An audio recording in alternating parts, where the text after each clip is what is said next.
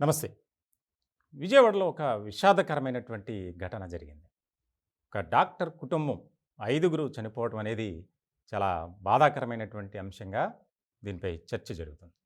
Doctor Srinivas ఆయన మంచి వైద్యుడిగా పేరు ప్రఖ్యాతలు సంపాదించుకున్నారు. ఆయన గోల్డ్ మెడలిస్ట్ కూడా. ఎక్కడో ఉద్యోగాన్ని కాదనుకొని మన సొంత ప్రాంతంలో ఒక హాస్పిటల్ పెట్టాలి. ప్రజలకు మెరుగైనటువంటి సేవలను ఇవ్వాలి అనే దిశగా ఆర్థోపెడిక్ విభాగంలో మంచి డాక్టర్. ఆయన శ్రీజ హాస్పిటల్ అని చెప్పి ఒకదాన్ని ఏర్పాటు చేశారు. దానికి సంబంధించి 50 పడకల హాస్పిటల్‌గా దాన్ని డెవలప్ చేశారు. ఇలాంటి సందర్భంలో గత 1 ఇయర్ నుంచి అది బాగానే నడుస్తుంది.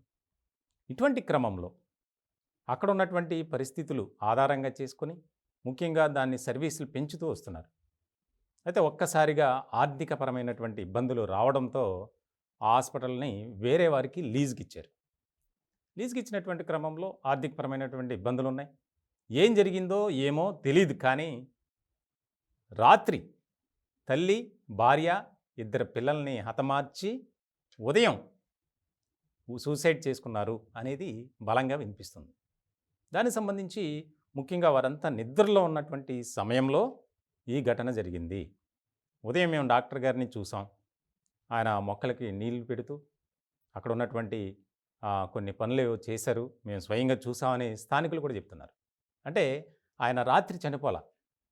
ఉదయం ఆ కార్యక్రమాలు అయిన తర్వాత అంటే వాటర్ పెట్టడం, ఆయన బయటికెళ్ళి రావటం ఇదంతా జరిగిన తర్వాత ఆయన చనిపోయాడు. ఈలోపు పనమ్మాయి రావటం, ఆ యొక్క డాక్టర్ ఈ పరిస్థితుల్లో ఉండటాన్ని గమనించినటువంటి పని మనిషి కొంతమందికి సమాచారం ఇవ్వడంతో పోలీసులు వచ్చారు, పరిశీలించారు.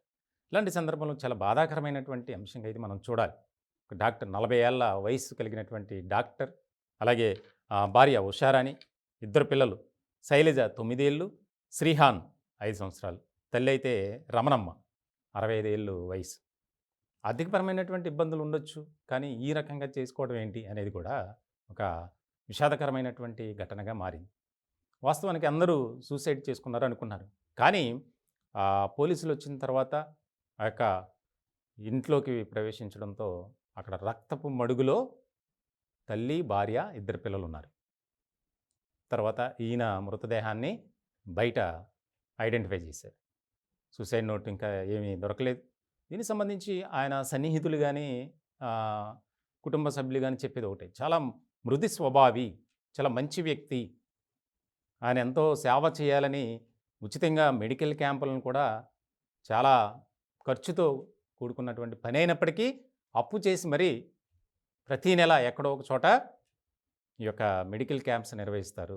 ఈ రకమైనటువంటి పని చేస్తారని మేము కల్లో కూడా ఊహించలేదు అనేది. ముఖ్యంగా ఆ శ్రీజ హాస్పిటల్‌ని 1 ఇయర్ బ్యాక్ ఎంతో ఘనంగా స్టార్ట్ చేశారు. ముందు పార్ట్నర్స్ ఎవరు లేరు. తర్వాత కొంతమంది పార్ట్నర్స్ యాడ్ అయ్యారు. దానికి సంబంధించి కస్తూర్బాయిపేటలో 50 పడకల ఆసుపత్రి. అందులో చాలా రకాల విభాగాలున్నాయి. ఇటువంటి సందర్భంలో ఈ ఘటన వారు నివాసం ఉండే గురునానక్ నగర్‌లో ఇది జరగటం అనేది చాలా బాధాకరం. ముఖ్యంగా కుటుంబ సభ్యులు, వారి యొక్క బంధువులంతా అక్కడికి చేరుకొని రోదిస్తున్నటువంటి తీరు చూస్తే చాలా బాధాకరం అనిపిస్తుంది.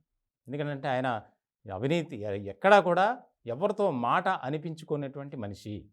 హాస్పిటల్‌లో పనిచేస్తున్నటువంటి వారిని కూడా సొంత కుటుంబ సభ్యులుగా ట్రీట్ చేసేటటువంటి డాక్టర్ శ్రీనివాస్ గారు ఈ విధమైనటువంటి నిర్ణయం తీసుకోవడం చాలా బాధాకరం అనేదే వారి యొక్క అభిప్రాయాలను వ్యక్తం చేస్తున్నారు. ఎందుకనంటే చక్కగా డెవలప్ అవుతున్నటువంటి హాస్పిటల్. ప్రతి నెల 25-30 లక్షలు ఖర్చు అవుతుందట. దానికి సంబంధించి హాస్పిటల్ ఏర్పాటు చేయటానికే ఆయనకున్నటువంటి ఆస్తులనన్నీ అమ్ముకొని కొంతమంది దగ్గర అప్పులు చేసి, ఆ అప్పులోళ్ళు వేధించడం, ఈ రకమైనటువంటి టార్చర్‌కి గురి చేయటం వల్లే డాక్టర్ గారు ఇలా చేశారు అనేది కూడా బలంగా వినిపిస్తుంది. మొత్తానికి ఇంకా కొన్ని అంశాలైతే బయటికి రావాలి. దానికి సంబంధించి ఆ సూసైడ్ నోట్ ఏదన్నా దొరుకుతుందేమో అని చెప్పి పోలీసులు కూడా ఆ ఇంట్లో అంతా సెర్చింగ్ చేశారు. కానీ ఎక్కడా కూడా ఏం దొరకలేదు. దానికి సంబంధించి ఇంకా పూర్తి స్థాయిలో సమగ్రంగా విచారణ చేస్తున్నారు. కుటుంబ సభ్యుల దగ్గర నుంచి స్టేట్మెంట్స్ తీసుకున్నారు.